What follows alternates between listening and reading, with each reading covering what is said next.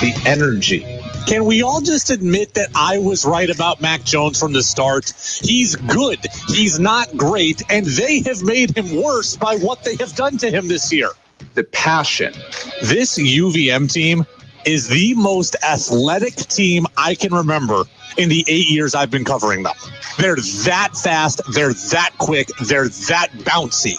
The opinions on all your favorite teams. Craig Breslow might be great, but he's got to start spending money. I think he's going to, but he better start soon. This is the Brady Farkas Show on WDEV AM, FM, and WDEVradio.com. What's up, everybody?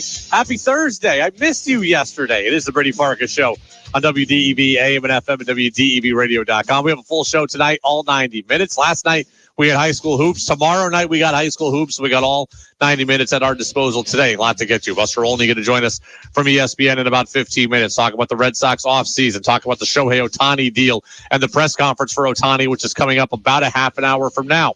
We'll do our six-pack of NFL questions today. Since we don't have a show tomorrow, we'll get you ready for the weekend. Talk a little Patriots and Chiefs. And I'll tell you a little bit more about my Christmas tree debacles, and we'll talk about that in the 6 o'clock hour. But you can get in 802-585-3026. That's 802-585-3026. I am here. You are here. Danny is here. Danny, let go. 5, 4, 3, 2, 1. And here we go. The opening thoughts of the Brady Farkas Show are brought to you by Sticks and Stuff and by Swanton Lumber, Vermont's most complete locally owned home center. Also upstate New York. Locations in Enosburg, Derby, Middlesex, St. Albans, Rouse's Point, New York, and Swanton Lumber. They are online at sticksandstuff.com. Danny, so when we were here on Tuesday, there was the report from Tom Curran of NBC Sports Boston that Bill Belichick is going to be parted ways with at the end of the season, right? Did not say fired, but said that Robert Kraft has made a decision. Basically, he doesn't want Belichick back next year, and there's going to be a parting of the ways. In the 2 days since we were last on, everybody has run with this report now, and everybody is talking about this story, including Albert Breer of NBC Sports Boston, who had this to say on Kraft and the impending, looming decision on Belichick. And the optics of how would it look if I'm the guy who got rid of both Brady and Belichick, and where does that leave me? And so I think that this is multi-layered, and I think what Kraft wants, and this is me talking, I think what Kraft wants is an elegant solution to this. He wants a conclusion that looks the right way and that honors Belichick the right way. 802-585-3026. I ask you, is that possible? Is that possible? Right? Albert Breer says, in his opinion, Robert Kraft wants an elegant solution. He wants a solution that makes Belichick look good, that honors Belichick, and I'm sure selfishly, as he pointed out, optics makes Robert Kraft look good as well, right? Robert Kraft, you don't get to be that rich without having an ego, okay? And you can be a huge philanthropist, and you can give back to charity, and you can be a huge champion for this cause and that cause, and Robert Kraft certainly is. You don't get that rich without having a little bit of an ego, and Robert Kraft certainly does too. He does not want to look bad in this either. Right? So he wants to have his cake and eat it too. He wants to get rid of Bill Belichick, but he wants to do it the right way for him, and he wants to do it the right way for himself.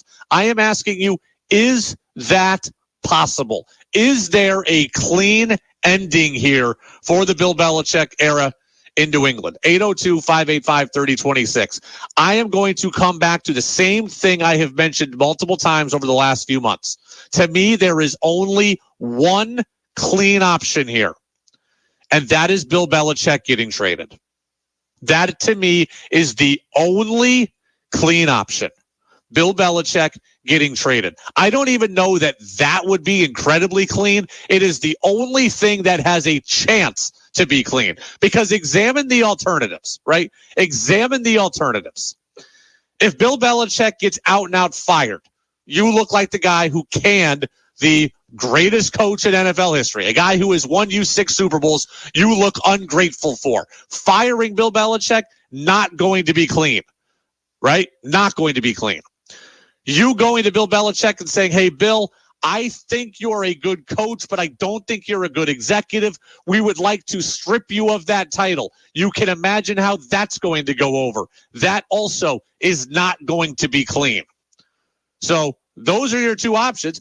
Keeping Bill Belichick on staff when you have seen the writing on the wall here for the last couple of years, that also is not clean. That would bring us Willie Mays hitting 057 at the end of his career with the Mets, or Ken Griffey Jr. swinging through 3 fastballs with the Chicago White Sox. We have seen Bill Belichick be whittled down a little bit here at the end of his Patriots career.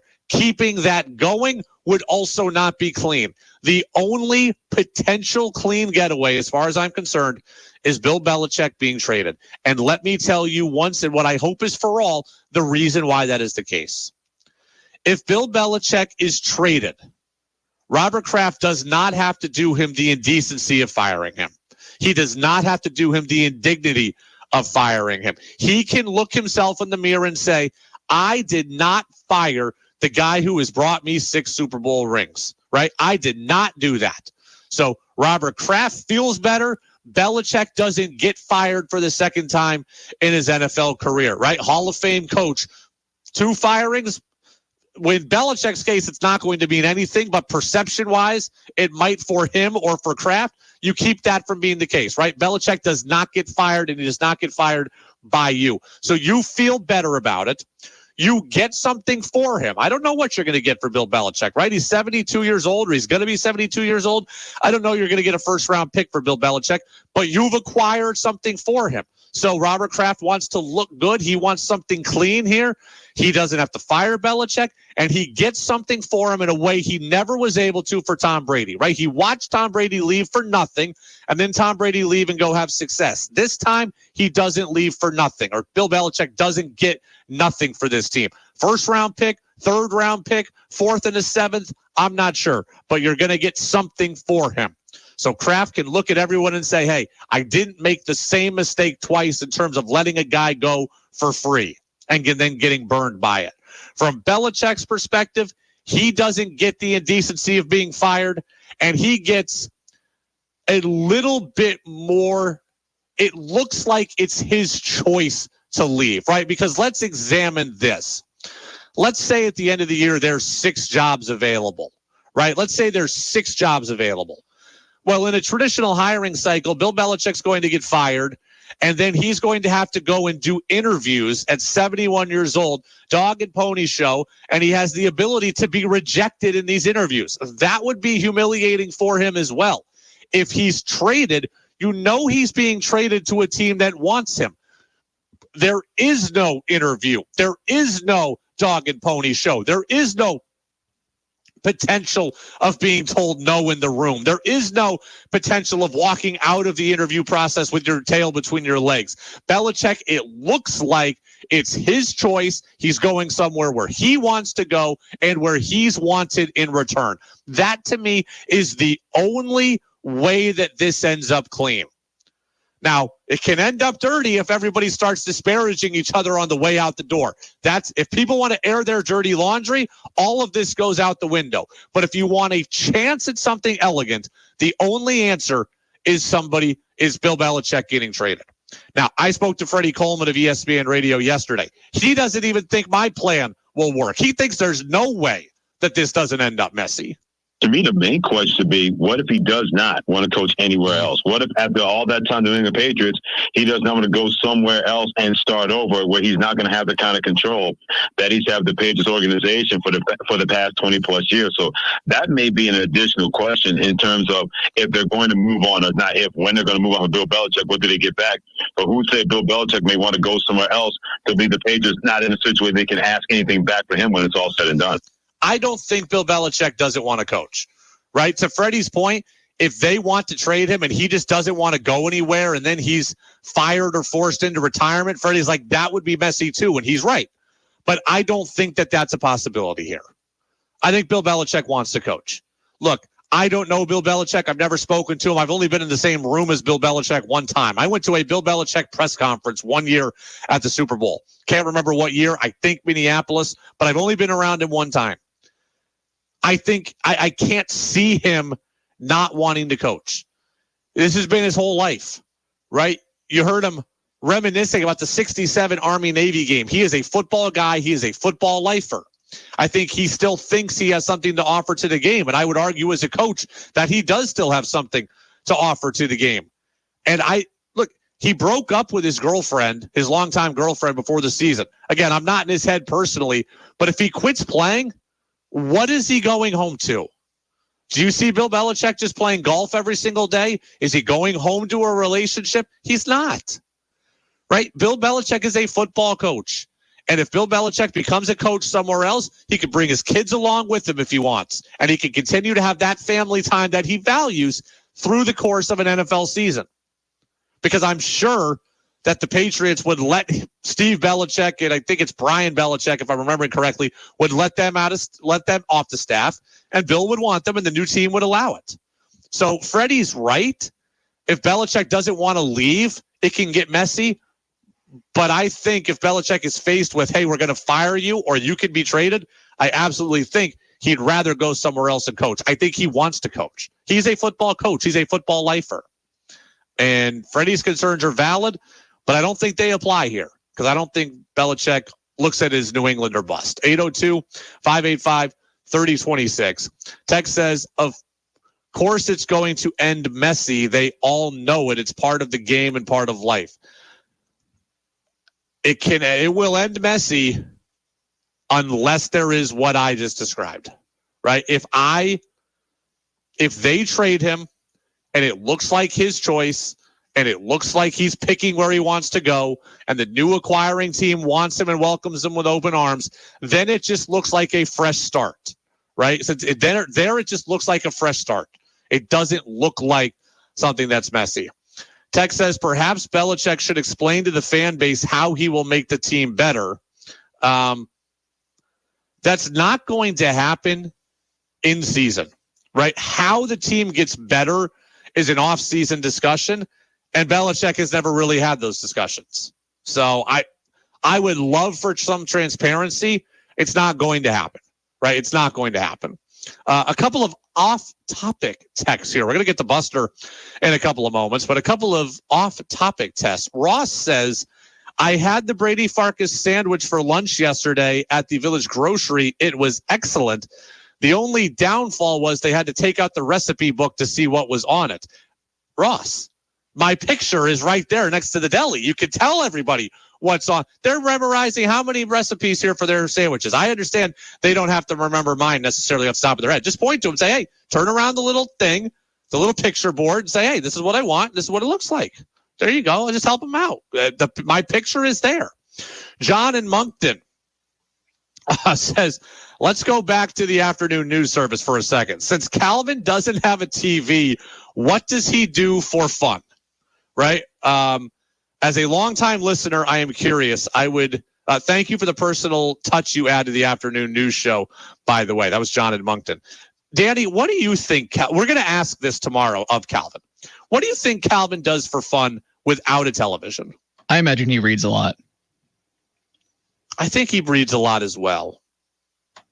I don't know if that's like the most fun thing he does, but I imagine he does read a lot. Do you think this is like some kind of ruse where Calvin says, I don't have a TV, but then we find out that he's on Amazon Prime on his computer and he's watching videos on his computer? Do you think we're going to get him to say, just because I don't have a TV doesn't mean I don't consume media? Do you think that's the case?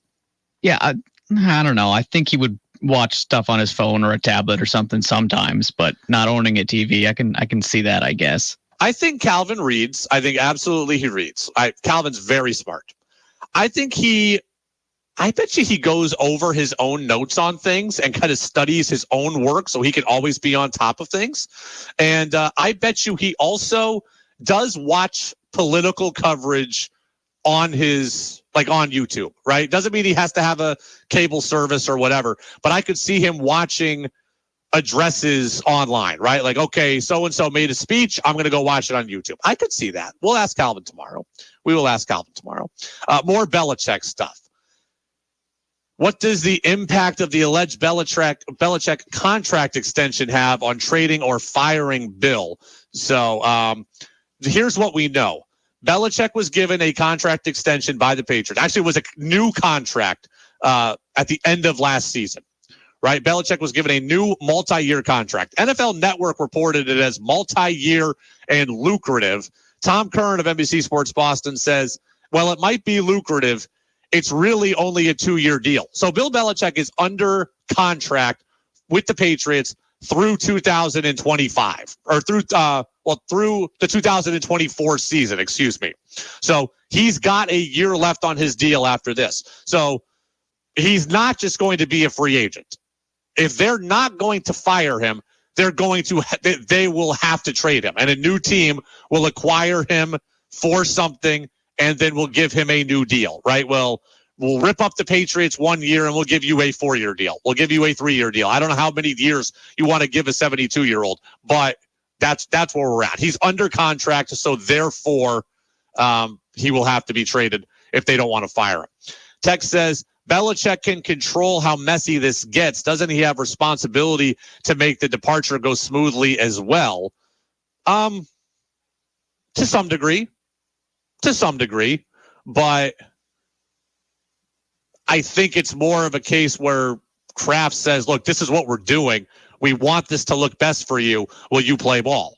And if he doesn't play ball, then yeah, it can get messy. I think the best way for everybody to come out looking good perception-wise is for Belichick to get traded. I got to go out to the phone line. Danny tells me we got Buster Olney waiting. So there's a lot of things happening in baseball right now, right? We got Ohtani's press conference coming up about 15 minutes from now. I want to talk about the Ohtani contract. I want to talk about the Red Sox. Let's get Buster on the phone. Buster Olney, Vermont native, our ESPN MLB insider with us now. Buster, a very happy Thursday to you. How are you as always? I'm doing great, Brady. What's going on? Well, I appreciate you being with us. We've read and heard all the stuff about the Ohtani contract and its structure the last few days. So let me ask you this. Should this worry the average baseball fan? We've seen deferred money forever, but we've never seen it like this. Is this going to become a tool that allows more super teams and really hurts the small market teams, or is this a once-in-a-lifetime thing? Yeah, I don't think this is going to happen often. There are actually some teams that don't prefer not to defer money in this way because they feel like they're going to saddle, future front offices with some, costs as they go forward. The other thing, too, is that I just think that it's potentially overstated what the impact, of the deferred money on the Dodgers' ability to do business.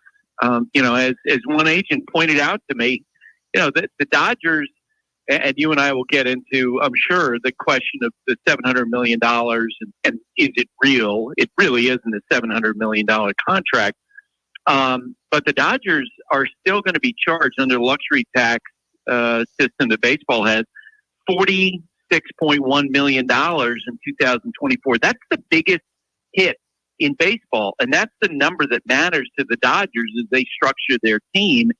And so as one agent pointed out to me, look, if they had done the contract more conventionally, then they would have been hit with like $50 million or $55 million. And he said the difference between what the Dodgers, would have been charged under a conventional contract versus this contract is like the difference of one Joe Kelly, like $8 million. It's not that big of a deal. But I think because of the way that the media generally has reported this, which I think is in some respects unconscionable, then I think that a lot of fans don't understand about what the actual impact of this deal is. I went and I read and I had to learn and teach myself a lot of this. And it's because of, interest and all that. And money today is worth more than money down the future. I've kind of gathered that this deal is really worth about $460 million. Yep. Why did they not just say, okay, it's a 10-year, $460 million deal and some of it will be paid in the future with interest? Why would they not just say that versus telling us it's $700 million when it kind of is, but kind of isn't? Yeah, it's clearly in the eyes of a lot of people in baseball structured to make the agent, Ohtani's agent, Nez Balelo, look better than, a $460 million deal. By structuring it the way that they did with so much deferred money, he put out a press release last Saturday and said it was a $700 million deal, where because so much is deferred, as you mentioned, it's worth 461. But Nez now can go and tell other players in recruiting speeches, I was the first agent to negotiate a contract that started with the number 5 and the number 6 and the number 7, even if it's not real. It's very interesting because the agent put that press release out on Saturday, and rather than, report it as, according to the agent, it's a $700 million deal, the way that it was reported was Ohtani got a $700 million deal. Yeah, I did SportsCenter on Sunday morning the day after it, and I told the producers, I'm not comfortable saying it's a $700 million deal because the deferred money, we need to know those details to determine exactly how much it's worth. It would be, the equivalent of this, Brady, would be like if I told you, look, I'm going to give you $1 billion to give to your favorite charity, and then in the fine print I said, over 10 billion years. Yeah. I mean, if I were to tell you I was going to give you $1 billion, it would make me look really good. But when you saw the fine print, you could understand it was a lot less than what I was portraying. Buster Olney, ESPN MLB Insider, with us here on the Brady Farkas Show on WDEV AM and FM and WDEVradio.com. Buster, I don't want to name names or pick on other reporters, but I am curious kind of your process in verifying information. There was a report from a Dodgers, more than a blogger, but less than a true beat reporter last week that said Ohtani was going to the Blue Jays. Then we had the report from another reporter that he was en route to Toronto on a flight. How do you go about not getting played, correctly sourcing thing, etc.? Well, in these cases, and look, everybody's made mistakes. This is certainly one situation where you just can't be wrong. You just can't be. You have to slow down. You have to worry less about being first than about being right. There's sometimes, I remember one time I reported that Tommy Hunter, reliever, was going to the Philadelphia Phillies, and I got contacted by some of the Phillies right away and said, I think you got your information wrong, which turned out, of course, to be the case. And then you immediately just come out and say, you know what, that was my fault. I completely blew it. I contacted my bosses. I told them that I completely blew it. You just have to be careful and slow down and not have this absolute rush to be first. It's pretty clear that there was a rush to be first in this case. And I'd say generally something that's changed over the last 20 or 30 years, it feels like that when this happens, there's no ramifications. Carissa Thompson came out and said in so many words that she made up reports, and nothing seemed to happen there. In this case, it doesn't seem like that much happened. I know back when I started and when I was working in the New York Times, if you make a mistake of that magnitude, it would be a big deal. And it doesn't feel like it's as big of a deal as it used to be. Buster, let's talk about the Yankees. You referenced New York. They acquired Juan Soto officially since we last spoke. I'm terrified by the idea of a Judge and Soto outfield, possibly a resurgent year from Stanton to some degree, a healthy Carlos Rodon. I'm very, very nervous about the Yankees right now, Buster. Yeah, and it might get worse because they're right in the middle of this conversation about Yoshinobu Yamamoto, the 25-year-old free agent pitcher. I know that there are people in that organization who feel like they have a real shot of signing him. You and I talked last week about how this really will probably come down to some major bidding. And you've got all these big market teams, the Mets and the Yankees and the Dodgers. The Giants are involved in this. The Red Sox are involved in this. But the Yankees have the power of the pocketbook along with the Dodgers. And so we'll see if they flex their muscles in this negotiation. If they landed him, then I think they would be right there with the Orioles in 2024 as the preseason favorites. Buster, the Red Sox not doing much. They're taking some flyers on some relievers. They did acquire an outfielder in Tyler O'Neill last week from the Cardinals, who has been good in the past, has been injured in the past. What'd you make of the O'Neill deal overall? I thought it was a good deal. He's someone who's demonstrated in the past, not only, can he hit for power, but he also, at his best, is an excellent outfielder. He doesn't really strike you when you look at him as being a guy who, would be able to move necessarily that well. But as you know, he steals bases. He can cover a lot of ground in the outfield when he's right.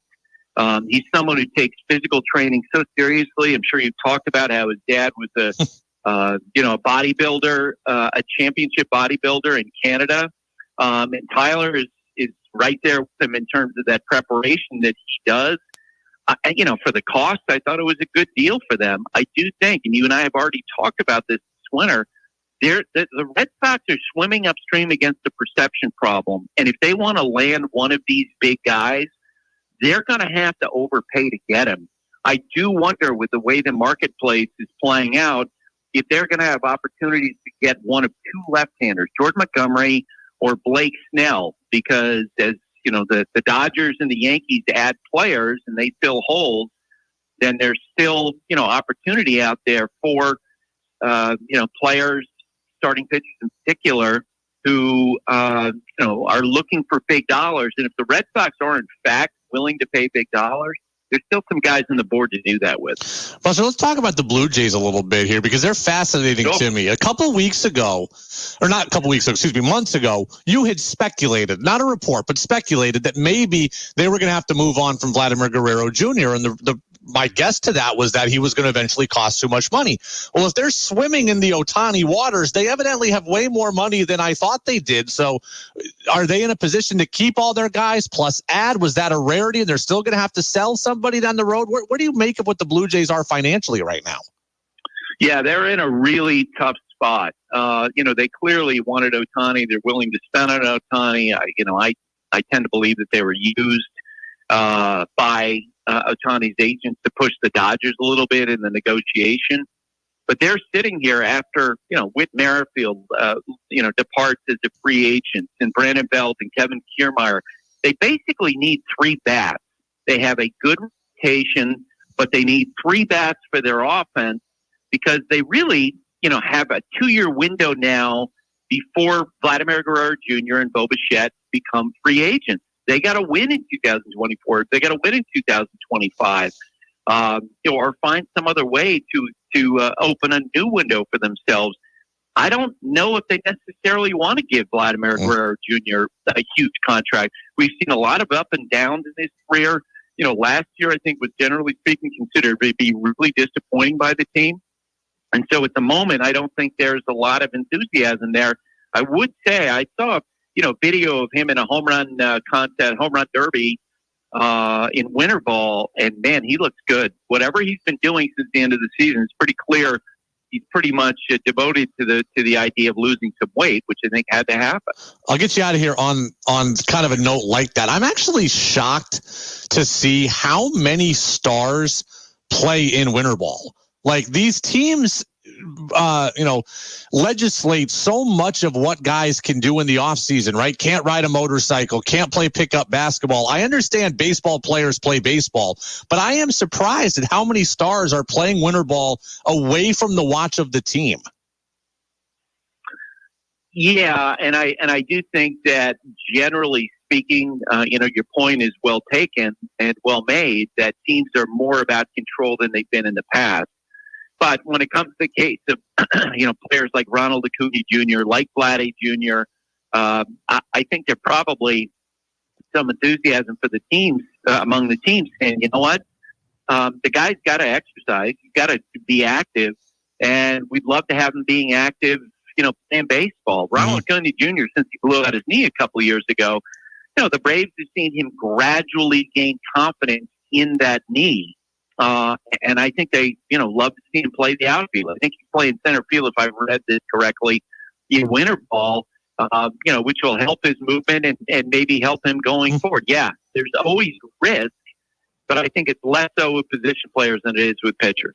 Unless you're Ronnie Mauricio of the New York Mets, tore his ACL the other day. So there you go. Buster Olney, our ESPN MLB insider. Buster, we'll get you on your way to the Ohtani press conference here momentarily, which I know you'll be watching here in a bit. So we appreciate you, and we'll catch up next week for our pre-holiday special.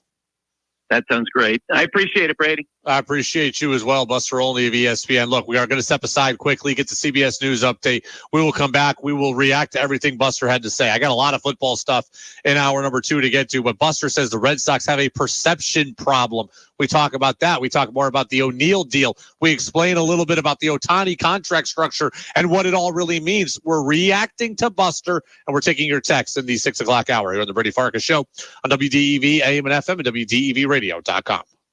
96.1 WDEV FM Warren, 96.5 W243 AT Berry, 98.3 W252 CU Montpelier, AM 550 WDEV Waterbury. This is CBS News on the Hour, presented by Indeed.com. I'm Monica Ricks. Chaos in southern Gaza as more aid trickles in from Egypt. CBS's Robert Berger has the latest from Jerusalem. The UN is reporting scenes of desperation as trucks carrying humanitarian aid enter Gaza from Egypt. Crowds of hungry people have been climbing onto the trucks and grabbing packages. Video shows that other trucks have been seized by Hamas gunmen. Meantime, President Biden was asked today whether Israel should scale back its attacks on Hamas. I want them to be focused on how to save civilian lives, not stop going after Hamas, but be more careful.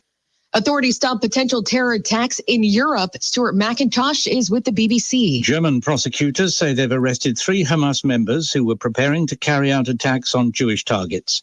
Another man was arrested in the Netherlands. Reports say they were detained as they were picking up weapons from an underground hiding place on the way to Berlin. Holiday break will have to wait. Majority Leader Chuck Schumer says senators will be back on Monday to continue talks on passing more military aid for Ukraine. If we believe something is important and urgent, we should stay and get the job done. That is certainly the case with the supplemental. It is important. It is urgent. Former Speaker Kevin McCarthy gave a farewell address on the House floor today and left his colleagues with some advice. We cannot let this body fail to do the jobs they're so most basic that we should do every day. And we should never allow this body to stop for doing what is right. McCarthy's retiring after 16 years in office. It comes 2 months after his ousting. It has been 11 years now since the shooting rampage at Sandy Hook Elementary in Newtown, Connecticut, where 20 children and 6 staff members died. Today, House Minority Leader Hakeem Jeffries blasted Republicans for their silence on gun control. The country said we must never allow it to happen again. But this year alone, there have been 635 mass shootings. American adults are getting fatter and diabetes cases are up. Dr. Celine Gounder says while people are exercising, since the start of the pandemic, we've seen American eating habits get worse, with people eating fewer fruits and vegetables. She says some of the new weight loss drugs out will help, but they won't be a game changer because they're so expensive. That's CBS's Stacey Lynn. And don't forget the Geminids meteor shower tonight. It's peaking, which means NASA says if it's clear enough, you can catch up to 120 meteors per hour. This is CBS News. You don't need a job platform. You need a hiring partner. Indeed lets you schedule and conduct virtual interviews all from one place. Start at Indeed.com/credits. Quicklane Tire and Auto in Hardwick is fast, affordable, and reliable. Quicklane puts more time in your day with less waiting around. Make sure your vehicle is ready for winter with new wiper blades, battery check, or routine maintenance with oil changes, inspection, and fluid checks. Quicklane's prices are competitive or lower than you'll find anywhere. Quicklane is open Monday through Friday, 8 to 5, and for your convenience on Saturday, 8 to 3. Contact Quicklane on Facebook or call 802-472-7500. Quicklane on Route 15 in East Hardwick. Looking to brighten up your home and save on energy costs? Barry Electric and Lighting is proud to partner with Efficiency Vermont to help you find the perfect light fixture. Their expert staff can show you table lamps, track lighting, recessed lighting, and more that will enable you to use Energy Star certified LED light bulbs. LED bulbs provide the same brightness, but with 90% less energy consumption, which means big savings for you. Visit Barry Electric and Lighting today on the Barry Montpelier Road or online at barryelectric.com. At Northfield Savings Bank, we celebrate the ways you work and why you work. To build a business, to make a brighter future, to do something that matters. You don't do just one thing in your business. Neither do we. Whatever your size, you have goals for yourself and those around you. Our commitment is helping you get there. Builders, makers, doers. Northfield Savings Bank. Find out more about us at nsbvt.com. Member FDIC Equal Housing Lender. Whatever your interest, sports. It would be monumental. They can come away with 2 wins, right? Current events. Vermonters are very used to a serious, deliberate budget process. Weather. Now, typically, El Niños and La Niñas have generally a weaker effect. WDEV has a podcast for you. Locally produced podcasts of our own shows and podcasts from our partners at CBS and ESPN. To access the full listing of podcasts, go to our website at WDEVradio.com. Your chance to be part of the show is on the text line at 802-585-3026. This is Freddie Coleman of ESPN, and you're listening to Brady Farkas Show right here on WDEV and WDEVradio.com. Welcome back in, Brady Farkas Show right here on WDEV, AM and FM, WDEVradio.com. I want to get to our Buster recap here in a second, but Danny, that promo we just played there reminded me of something. So one of those voices in that promo was Kevin Ellis. And Kevin Ellis is great, and he does Vermont Viewpoint, and he's on vacation for a little bit right now. But he is awesome. I love when he hosts Vermont Viewpoint. He does it a lot. And again, he's had me on the show before, and I think he's really, really good at it. But I was actually talking with him on social media the other day. Danny, he is not a fan of sports betting coming to the state of Vermont. Did you know that? I didn't know his personal opinion on that, no. So his opinion on this was, he says, I realize that this is commerce and regulating it for taxes is better than banning it and losing it to other states, but it's still predatory and does nothing to improve communities. That was what Kevin had to say on social media. I disagree. Predatory to who? I guess I would ask him. I think he means predatory to just people, right? Like, I think he means that the business of gambling gets its hooks into people and can take advantage of you. And it can. And somebody will fall through the cracks and somebody will slip up. That is going to happen. But by and large, I believe that the people of Vermont should have their ability to choose, right? And look, I get it. Like, when you talk about all of it, when you talk about alcohol, gambling, and marijuana, you're dancing with the devil. I get that. That's kind of what Kevin's saying. Kevin is saying, to his credit, I give him credit for putting that out there, that he feels that way and strongly about it. He doesn't want to dance with the devil, right? He does not want to dance with the devil.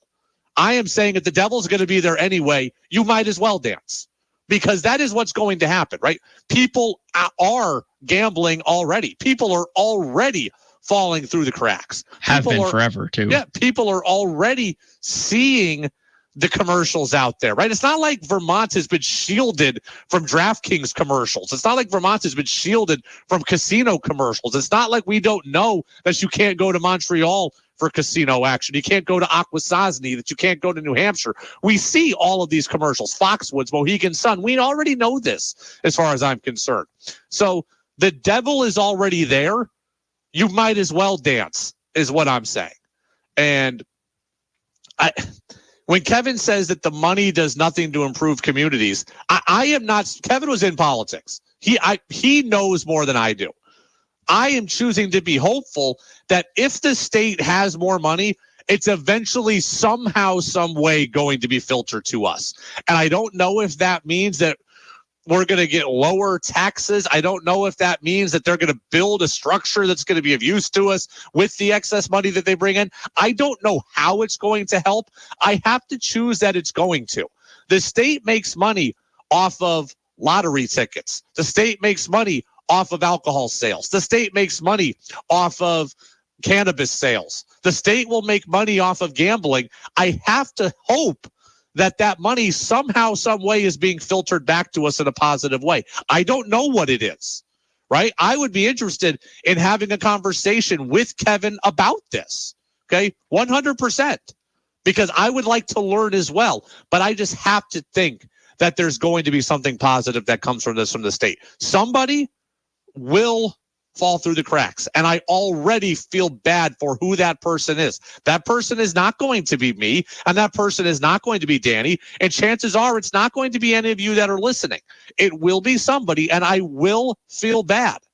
But I still believe that just because you want to protect 1, 2, 10, 50 people that are going to make wrong decisions, that the other 6.5 million can't find a way to do this responsibly and to do something that benefits the state as a whole. That person might have already been still meeting their bookie in a back alley. So yes, and that's true too. And look, the state's had lottery tickets already for a long time. And I understand we're talking about a $2 lottery ticket at your local gas station versus a $50 parlay or a $5,000 parlay. I am sure there is a difference there.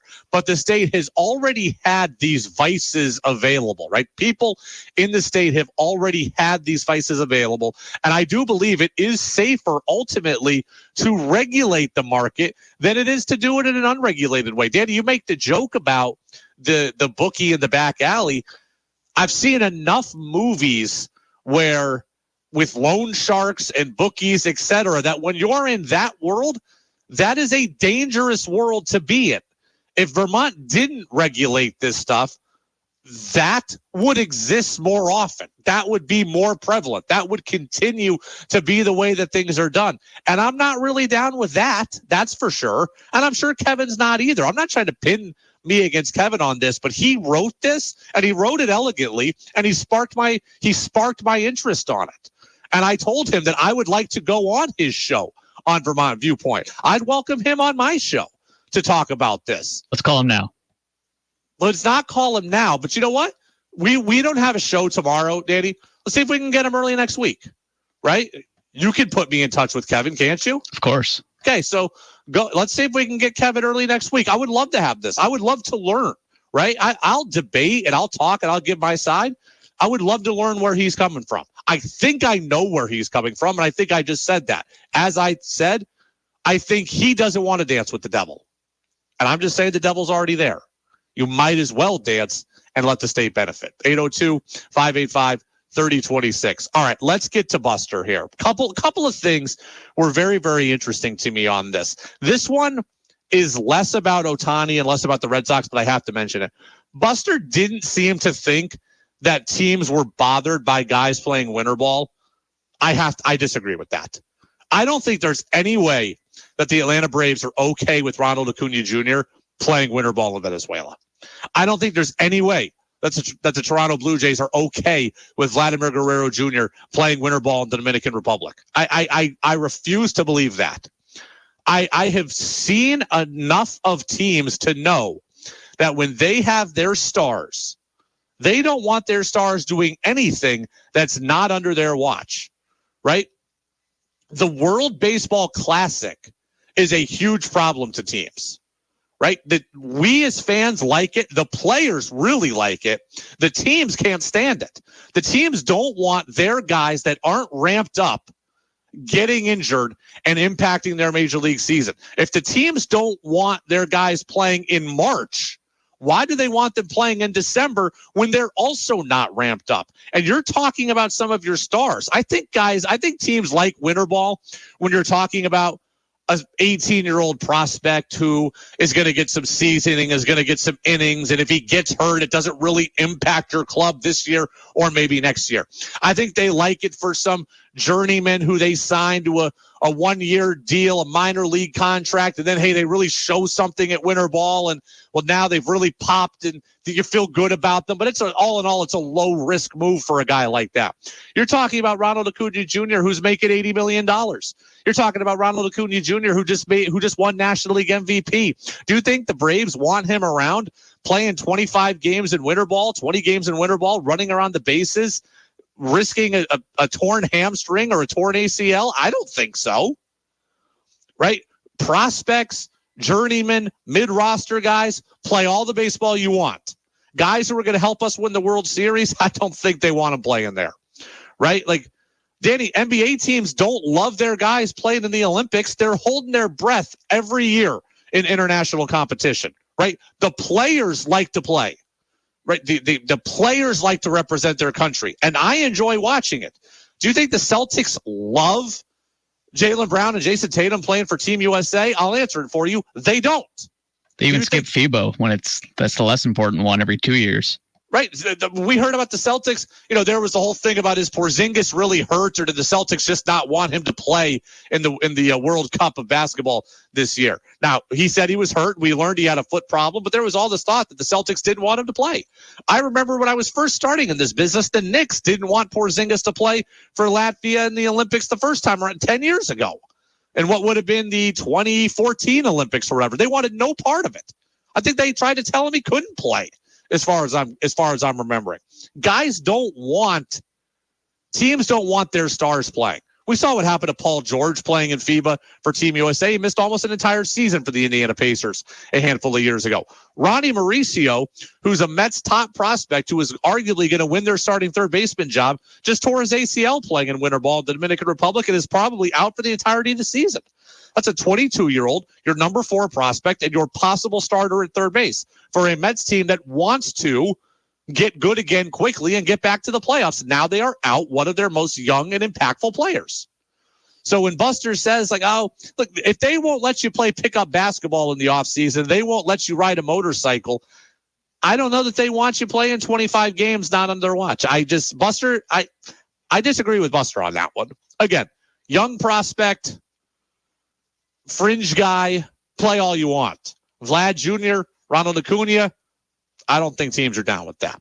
All right, let's move on to the Ohtani thing because this is interesting. Danny, Buster explained all of this, I think, really well. And it's taken me a few days to kind of learn everything about this. Shohei Ohtani, so we find out on Saturday that Shohei Ohtani is getting a 10-year, $700 million deal. On Monday, we find out the contract structure, that he's deferring $680 million until after the deal is done. Buster said all of this is very, very misleading. Really, the contract is 10 years and $460 million. That is how it's valued. And it took me a while to understand this, but Danny, the bottom line is that money today is worth more than money tomorrow, right? There's interest on things and, the value of the dollar and inflation, etc. So if I told you that your salary was $50,000 today, it's pretty good. If I told you in 20 years your salary would be $50,000, you would say that's probably not very good. Well, why? Cost of living has gone up. Inflation has happened. Things are more expensive. Everything around me has gotten more expensive, but my money has stayed the same. That's essentially where we're at with Ohtani. Ohtani's deferrals are coming in interest-free. He is going to get $68 million a year, but $68 million a year in 20 years is not going to be as much as $68 million today. $68 million in 20 years might be the equivalent of, it might be like getting $45 million today. It's still a lot of money. It's still monopoly money. But the way that the contract is set up, it says 10 years, $700 million. But the way Major League Baseball values it, they have said, look, given what we know about money and given what we know about the future, it really is going to be like 10 years and $460 million, right? He is going to get $700 million, but where most of that money's coming in, that money's not going to be worth as much as it would have been today. And that's where 46 is counting against the competitive balance tax each year. Correct. So when we hear that the Dodgers are getting $46 million counted against their CBT number, it is because Major League Baseball has calculated this deal as really worth 10 years, $460 million, 46 or 460 divided by 10 is 46. So that's where you get it's a $46 million hit on the Dodgers books this year. Ohtani is really getting $700 million, but all that money he's getting at the end that's deferred is all interest free. So it's not going to be worth as much then as it would have been. So it is confusing. It is interesting, disappointing to see the way the report was because everybody got so up in arms about $700 million. If people had heard 460, I don't know that anybody would have batted an eye. But to Buster's correct point, Ohtani's agent wants to play off like he negotiated a $700 million deal. He wants to steal Scott Boras clients, or he wants to get youngsters who would be Scott Boras clients to be clients of his. So now he can go around and say, look, everybody, I got $700 million for Shohei Ohtani, and I can do something great for you as well. That's what this is about. It's about perception for his agent. It's about perception for Ohtani. It's not really reality. It's $460 million essentially is the money that he's making here. 700 is actually coming his way, but when you've looked 15 years in the future, $68 million a year is going to be less than $68 million today. The cost of living thing is correct. Again, Danny, if I told you today you're making $50,000 a year, you'd be happy. $50,000 a year in 20 years, you're probably not happy. Why? Because everything around you is different. Everything is going to be different around Ohtani as well. He's not going to be impoverished because of this deal, but for reporting standards, it's not as much as we thought it was. Tex says, I agree with you, Brady. The Reds saw one of their top prospects, Noelvi Marte, used to play for the Mariners, yes, injure his hamstring in winter ball a few weeks ago. Again, that's a guy who might be a starter for the Cincinnati Reds. And now he's had multiple hamstring issues, and now it's happened away from the team. So I definitely don't think that teams love this. Finally, let's talk about the Red Sox a little bit, right? What Buster had to say about them. Buster likes the Tyler O'Neill deal. I do as well. It's relatively low risk. You gave up 2 minor league pitchers, one of which in Robertson you had seen before. So if you give up 2 minor league pitchers, you get a major league outfielder. You get a guy who has hit 30 home runs plus in a season before, just 2 years ago. You get a guy who has won a Gold Glove before. Get a guy who runs reasonably well. Get a guy who's motivated playing in a contract year. Get a guy who's a right-handed bat. You needed that. You look at the Red Sox lineup. Really, in terms of power from the right side, all they had now is Trevor Story. Now you've added O'Neill. He essentially replaces the Adam Duvall role from this team a year ago. So I like the deal as well. But it's not as impactful as other things that teams have done around you, right? It's not. The Yankees got Soto. The Dodgers went and got Ohtani. I don't know what's going to happen with the rest of the market, but you're not doing as much as other teams that you're competing with. The Blue Jays tried to get Ohtani. You didn't even have a seat at the table. So I like the O'Neill move. I think it's good. I think it allows them and frees them up if they want to go and make another move potentially. If they want to trade Jarren Duran, they have a chance of doing that. If they want to move on from Abreu, they can. Like, they have a guy there now. So we will see what happens. Buster says the Red Sox are swimming uphill against a perception problem. That, Danny, is the most damning news of all, right? That's what you don't want to hear. That your organization has a perception problem. And what is that perception? That perception could be any of the following, none of which are good. The perception is that your ownership group is cheap, right? The perception is that your ownership group is cheap, that they let Mookie Betts go, that they let Xander Bogaerts go, that they dilly-dallied with Rafael Devers, that they haven't really been in on free agency in the last several years. That could be a perception problem. The perception problem could be that your ownership group has made your franchise relatively unstable. Well, hey, they had Dave Dombrowski and he won a World Series, and then they went to Chaim Bloom and he did exactly what they said, what he wanted them to do, and then they moved on to Craig Breslow now. What's going on there? Why is it like that? That could be a perception problem. The perception could just be that, hey, you're not very good right now, and I don't think you're particularly close to getting good, and you haven't shown the willingness to go out and get pieces to make us look good. Whatever the reason is, none of it's beneficial for the Red Sox, right? To hear that you have a perception problem in the game among players, among agents, not good. How do you change that? Kind of a chicken or the egg thing, right? You can win, right? You could surprise people and win, and if you build it, they will come. Or you can go out and buy it and say, look, we're still the Boston Red Sox. We still have a bunch of money. Come here, our money spends. And now we can win like the Texas Rangers did, right? The Texas Rangers, who was going to Texas? Rangers lost 100 games. Several years, I think. And the Rangers didn't make the playoffs, I want to say, since 2016. Had lost 100 games, I believe, multiple times between 2016 and 2023. They go out. they spend massively, overspend on Seager and Semien. And then all of a sudden, they're spending again on DeGrom, massively. They're spending on Eovaldi, pretty big. And they go out and win the World Series. Do the Texas Rangers have a perception problem now? Hey, they spend money and they win? Let's go. We're going. We're going to Texas. I mean, think the Dodgers have a perception problem? They spend money and we win. Now they got Ohtani. Woo-hoo! Okay, I'm going there. Everybody's going to be lining up to play for the Dodgers. Danny, talk about the NBA, right? Remember the hangers-on of the world, right? The Andrew Bogut's and the David West. They all wanted to go play for the Warriors.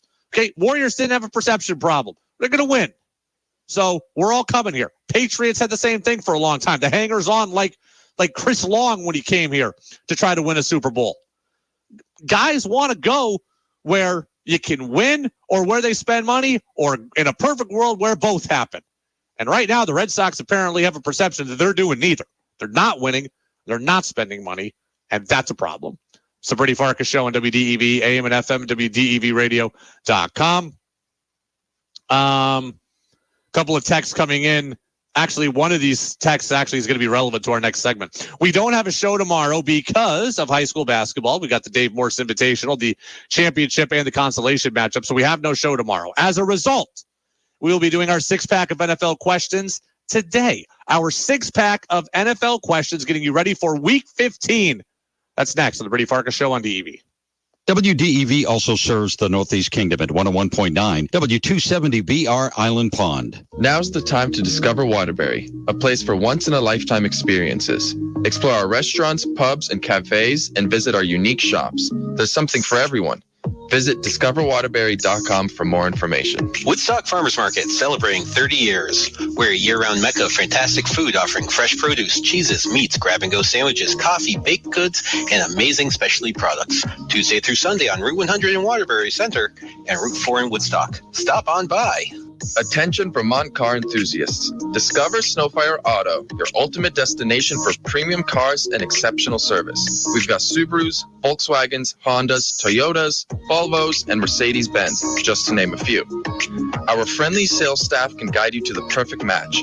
And with our experienced service technicians, we'll keep you worry-free on the road.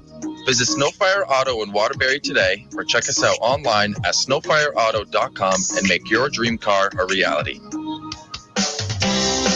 New England Municipal Resource Center, NEMRIC, supporting one-of-a-kind local businesses like WDEV to preserve the distinct character of Vermont.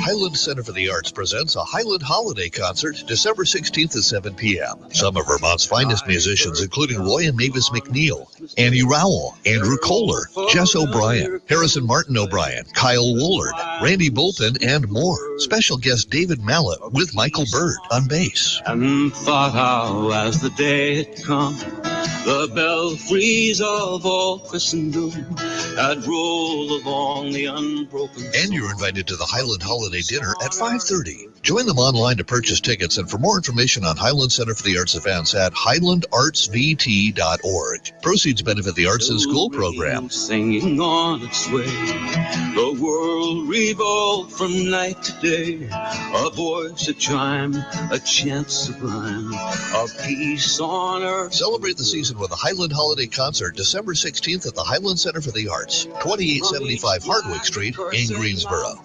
Good signs catch your eye and promote your business. Hi, this is Trish at Always On Time Signs. We design and produce custom signs for businesses big and small. Commercial signs, safety signs, banners, window, wall, and floor graphics, and much more.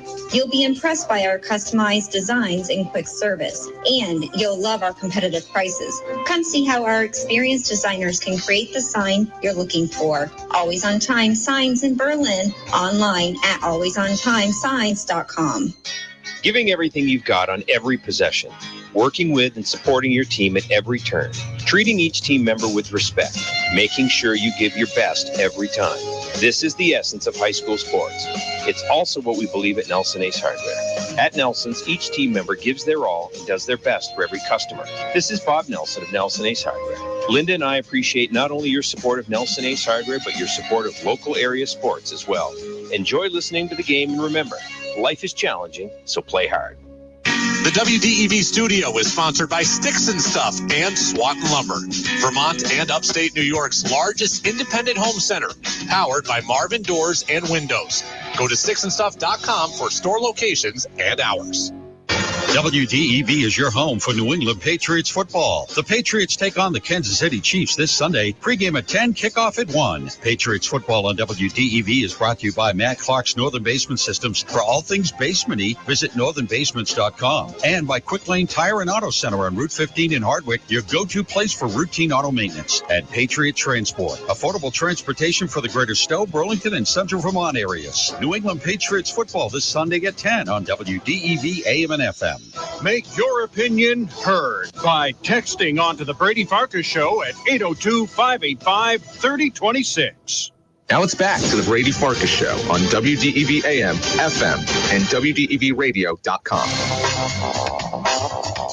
Welcome back in, Brady Farkas Show right here on WDEV AM and FM, WDEVradio.com. We are heading into week 15 of the NFL season. And this is where the schedule gets really weird, right? There's no bye week, so we got everybody playing again. We got Saturday games now. Then we got the holidays coming up. So there's a lot of stuff going on. It all starts tonight with Thursday Night Football between the Chargers and the Raiders. I got to tell you, there are a lot of good games this weekend. There are a lot of games that mean something this weekend. I have a very hard time kind of picking out one singular best game or one singular most intriguing game. There's a lot of stuff to like and sift through in this week. So, Danny, without further ado, let's get to our six-pack of NFL questions. The best game of the NFL weekend is... Again, there's a lot of games that are really, really good in this week. If I have to pick a game that we're coming in on Monday talking about being the best, I'm going with the Broncos and the Lions. And these are two teams I've talked a lot about over the course of the last couple of weeks, right? Early in the season, I was very, very high on the Lions. I have a soft spot for the Lions, right? Lovable losers. They'd never won a playoff game in my life. They went 0-16 15 years ago or whatever. Then you look at Denver, and all of a sudden, here they are. They've won, what is it, 5 of 6 or 6 straight, something like that. They've gone, they're 7-6 right now and in the thick of the playoff race. And here you have a Saturday night standalone game. Russell Wilson in prime time. He's always been pretty good historically in prime time. The Lions historically aren't ever in prime time because they've been so bad. So here they are now, 9-4, coming off an awful loss against the Bears. They've been beaten a handful of times in the last couple of weeks, including getting trounced by Baltimore 5 or 6 weeks ago. So best game of the weekend, I think, is Broncos at Lions. 7-6 Denver, 9-4 Detroit. Russell Wilson continues to do enough, right? We talk about the idea of a game manager and playing to your strengths and all that. Russell Wilson continues to throw for a lot of short yardage, a lot of dump offs, and then the handful of moon balls a game. So Russ seems to be finding his way in the Sean Payton offense. Sean Payton seems to be doing things that get Russ doing what he does best. They're running the ball a little better with Javonte Williams. The Denver defense is pretty good. Cortland Sutton's making some plays down the field. They still got Jerry Jeudy. So I'm liking more Denver. And then there's Detroit, who has all those weapons, right? You look at Detroit, Jahmyr Gibbs and David Montgomery. What's happened with Jared Goff lately, right? Turning the ball over a little too much. Jameson Williams and Amon-Ra St. Brown. They don't play great defense, but they got the fiery head coach in Dan Campbell. They're at home. They got beat at home in prime time on Thanksgiving. Can they come and rally and get this one?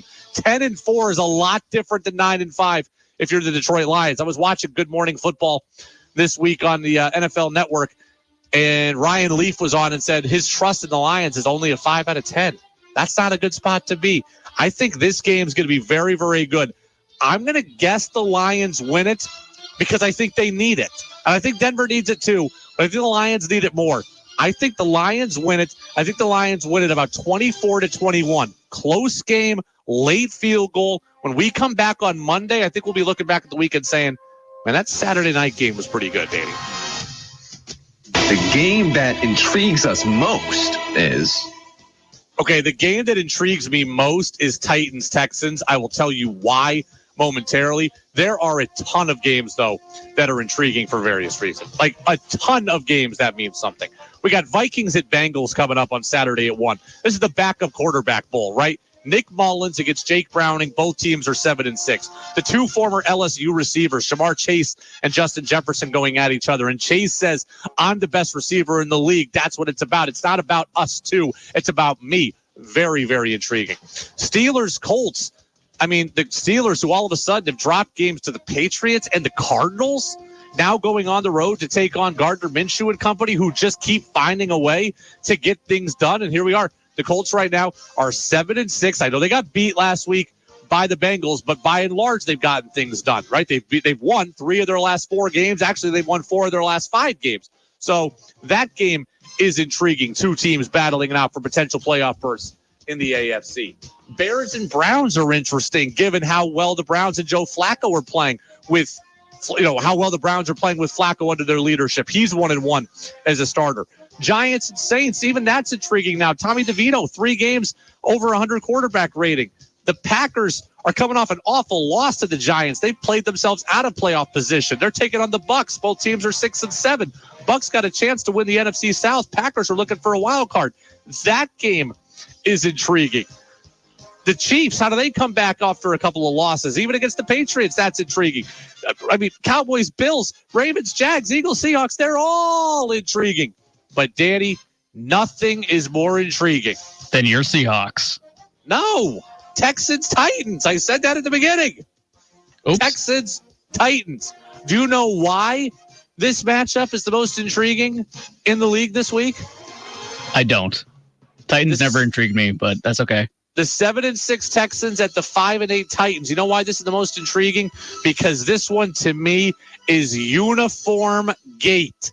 Okay? Uniform gate is being performed this week. I hate everything about this. The Tennessee Titans are going to be wearing Houston Oilers jerseys against the Houston Texans in a complete slap in the face to every fan who's ever existed of Houston football. Danny, if you know nothing about me, learn this. I do not like teams that relocate, and I do not like when relocated teams wear the jerseys of their former team or their former city, because I think it's an affront to those fans that they left behind.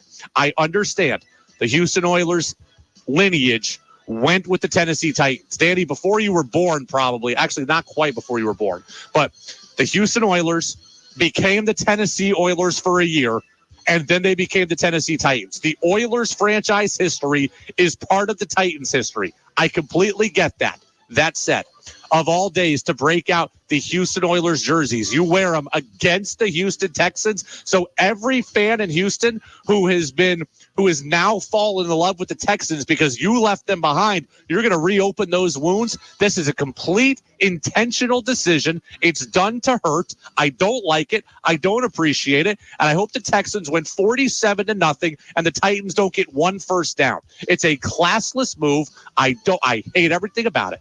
If the Oklahoma City Thunder ever wore Sonics jerseys, I'd be furious. I'd be doubly furious if they ever wore them against a Seattle team. Okay? It's absolutely ridiculous that the Titans are doing this, and they're doing it against the Titans. It's bad enough they wear them, period. Now they're wearing them against Houston. I have a major problem with that, Danny. Question 3. The bar rescue game of the week is... Worst game on the NFL calendar, to me, is pretty clear. It's tonight. Chargers, Raiders.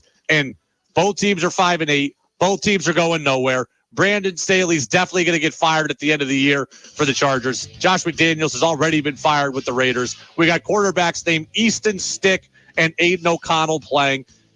Keenan Allen's great. Devontae Adams is great. I don't know if either quarterback can get him the ball.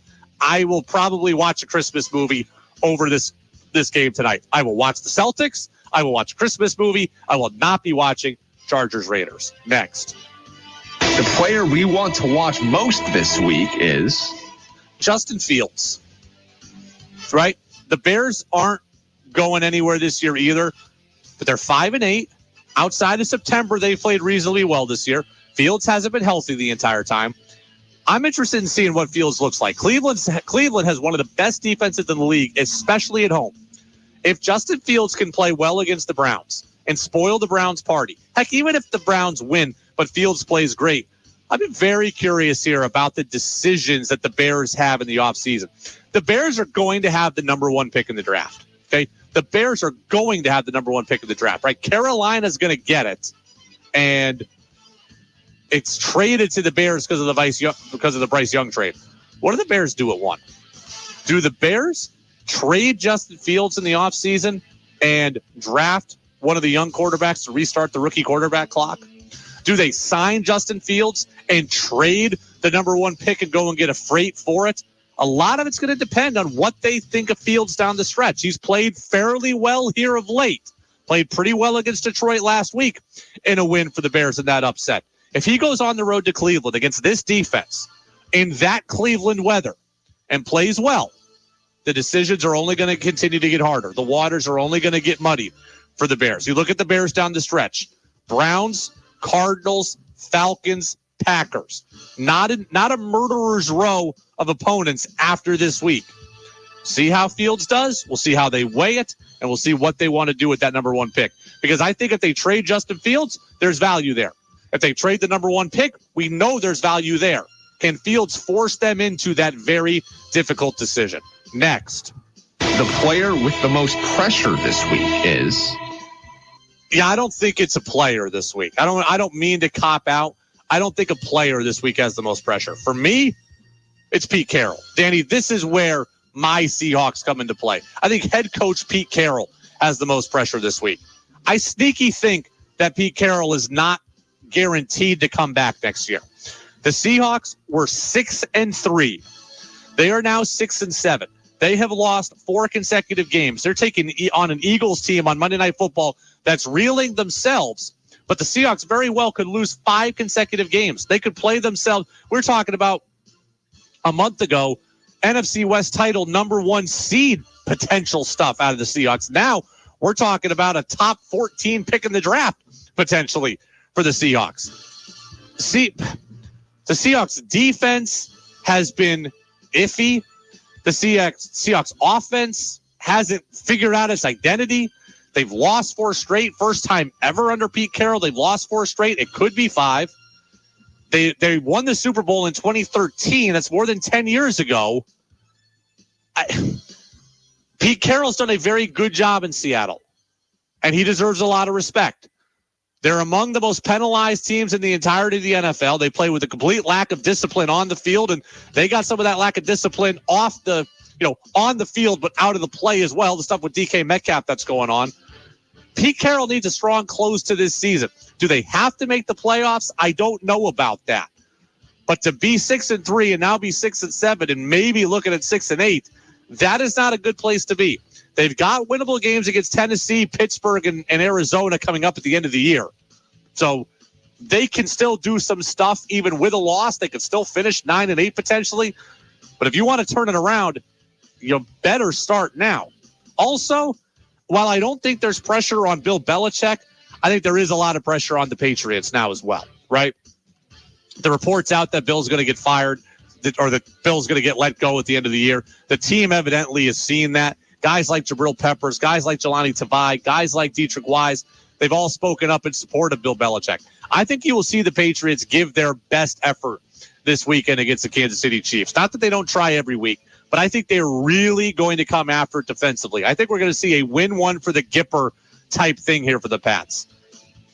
Again, it's not really pressure on Bill, but I think the team will apply some pressure to themselves to come out and play a clean game. Danny, I'm bypassing the sixth question about the stat of the week because I want to talk a little bit more about the Patriots and Chiefs here. You can keep the music going, though. I am fascinated to see what will happen. I think the Patriots are going to come out and play as hard as they played all year. There have been other times where I thought they needed to play as hard as they could, and they've come out and they've laid an egg. I think they're going to play with an edge to them. I think they're going to play with a resolve to them. And I don't know what's going to happen. Earlier in the week, I thought the Patriots were going to lose this game 24-10. I thought they'd try hard, they played good defense, but ultimately it wouldn't be enough. Danny, mark my words. I am calling a Patriots victory on Sunday. Whoa.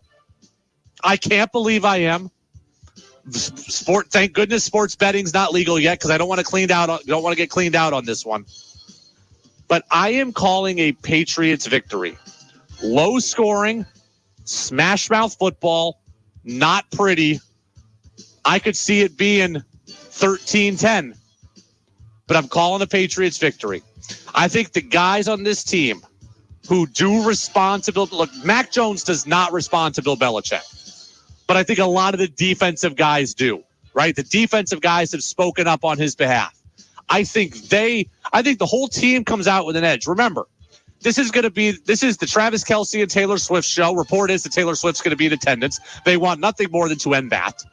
They want to prove that they shouldn't have been flexed out of Monday Night Football and suffered that embarrassment.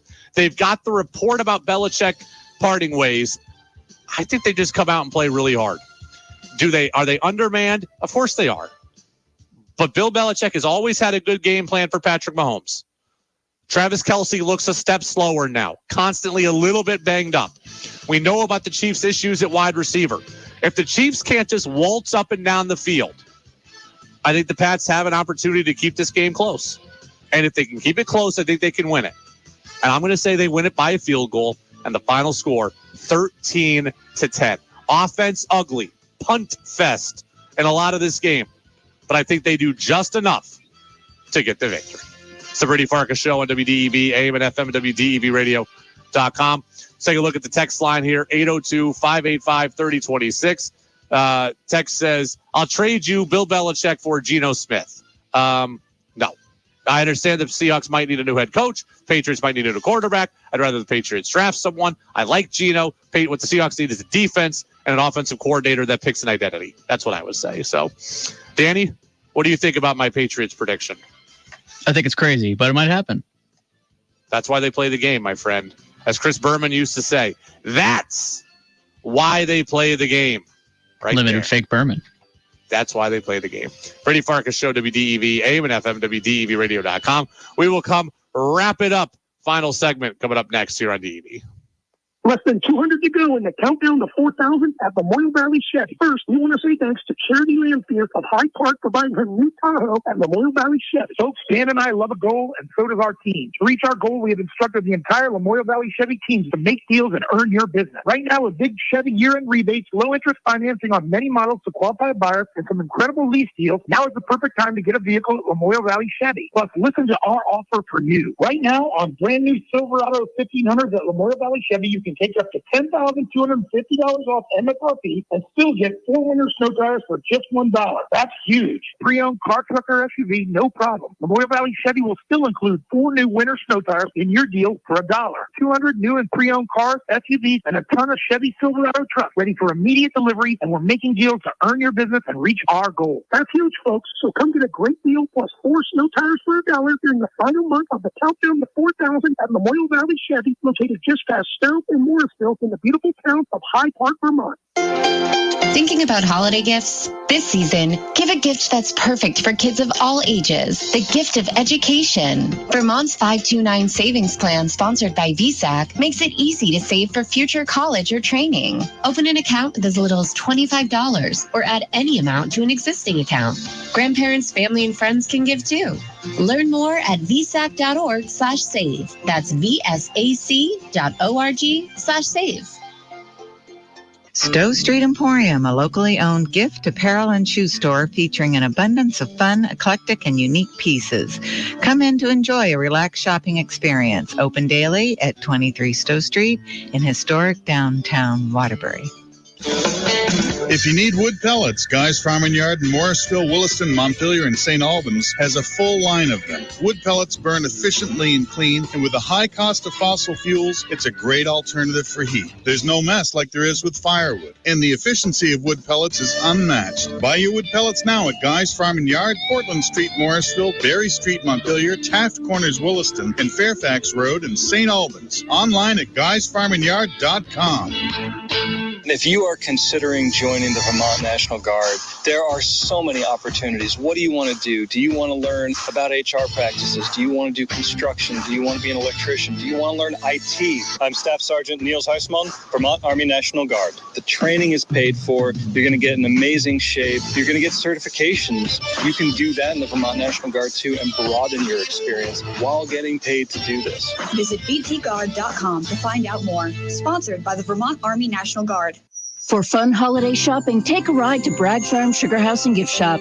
You'll find several varieties of fresh-cut Christmas trees grown in East Montpelier and balsam wreaths decorated right at the farm. Check off that shopping list with candles, soaps, Vermont shirts, and our wonderful stuffed toy department.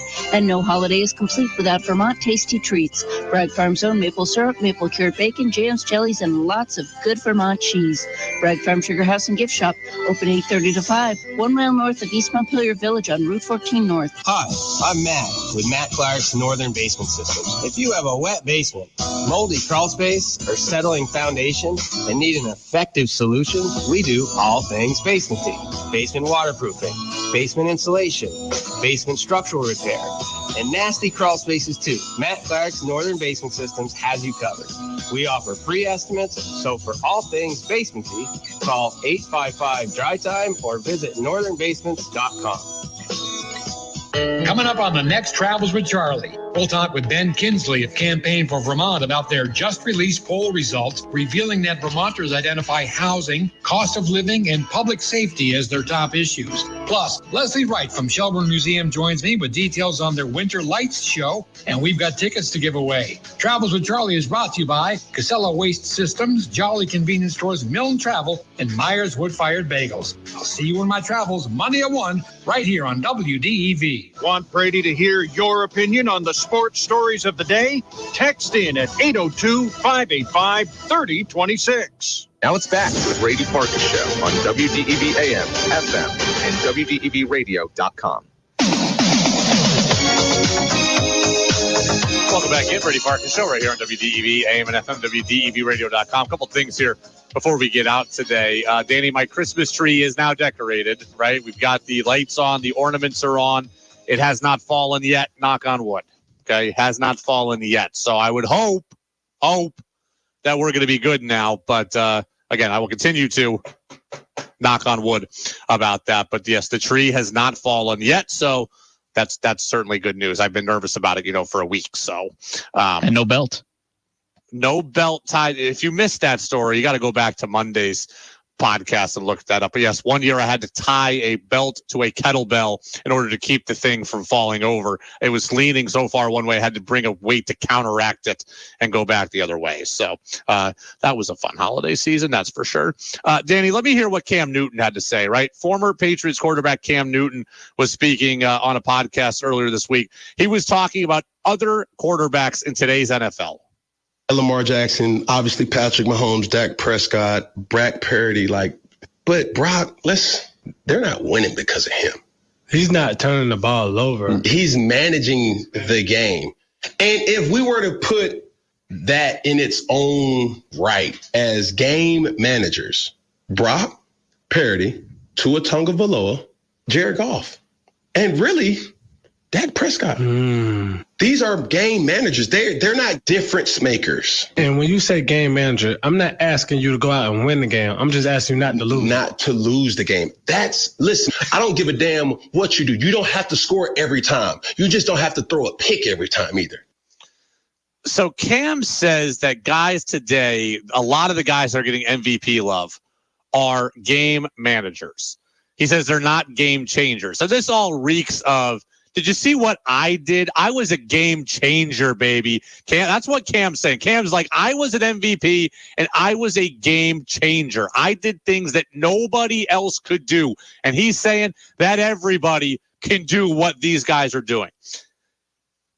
I think this is far more layered and complicated than people are giving it credit for nationally, right? Like I hear people talk about this subject. I think it's far more complex than people think.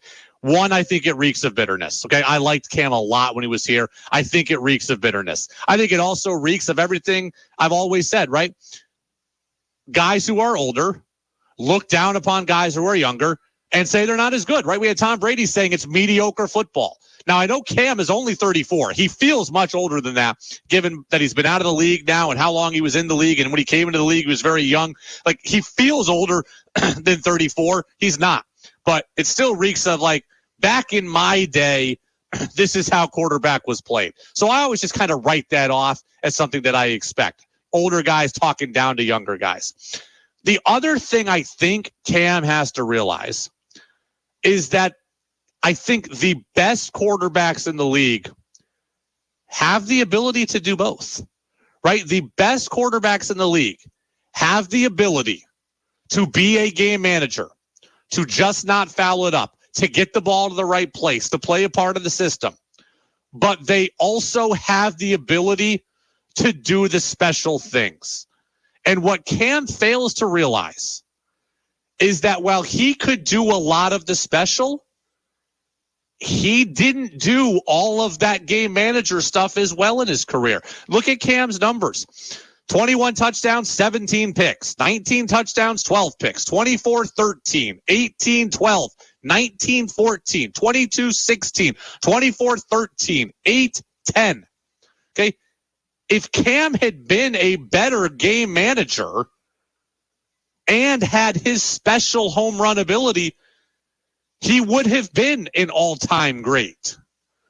Instead, he was kind of, you can't be only game manager, right? Only game manager with no special. I think you get Mac Jones in 2021. That's not good enough long-term. Only hits home runs, but doesn't ever hit a double. You can't only have that either. That's kind of what Cam was for a lot of his career. Cam had the special. He needed a little more of the game managing ability in his career. It's okay to do game manager type stuff. I want you to have special too, but you can't not have the other stuff. Cam looks at it like, because I could do the special, that made me better, right? Being a game changer was better. Being a game changer is great. And I think the truly great ones have it. But the truly great ones also can manage when the time calls for it as well. We have no show tomorrow because we have the Dave Morse Invitational. So we'll see you again on Monday. Patriots coverage begins Sunday at 10 a.m. The kickoff is at 1. Thanks to Buster Olney. Thanks to Danny. Go download the podcast channel, everybody. Apple Podcasts and Spotify. Jazz with George Thomas is next. A Christmas gift is more than a pretty present to open. It's a statement about your feelings, how much you care, and what you really